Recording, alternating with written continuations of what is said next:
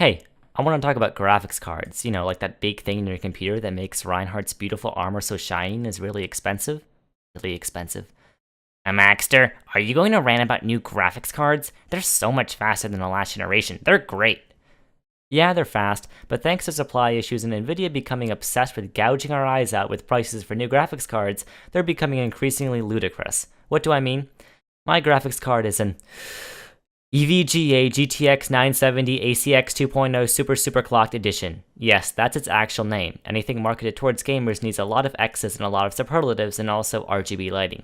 You see, companies like EVGA take Nvidia's normal or reference graphics card and make their own versions. It used to be that the reference Nvidia version of the card was the baseline price, and all the other versions of that card made by companies like EVGA and MSI would be a little more expensive.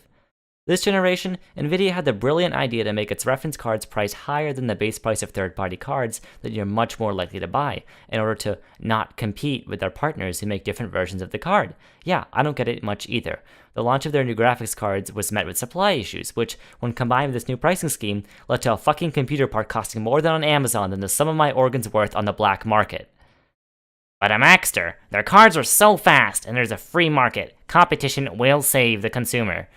Not so fast, hypothetical devil's advocate. Yeah, the cards are fast, but my current graphics card, which I won't repeat the name of, while not what some might consider high-end, even though a $300 piece of a computer in the grand scheme of things could feed a family of 4 in Africa for a few months, is honestly plenty fast for my needs. Once you're able to get 60 frames per second at settings that don't make your games look like Food Fight, you don't really need a higher-end graphics card. Build a gaming PC on a budget of $500 or more these days, and you're basically guaranteed to make your Dorito-snorting friends throw their Xboxes out of the trash when they see what a decent frame rate in graphics looks like.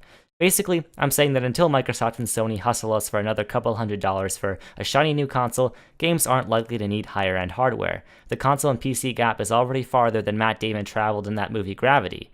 Nvidia probably knows this, so they decided this generation to appeal to those kinds of people you see on r/battle stations and go all out high-end, raising prices across the bar to go along with what is for now fairly useless performance to most people who aren't taking out a second mortgage on their home to buy a $1,000+ G-Sync 4K 144 FPS RGB monitor. About that competition part. AMD still exists, and they release a $200 GPU that's pretty fast for that price range and probably exceeds what most people need right now for a good gaming experience.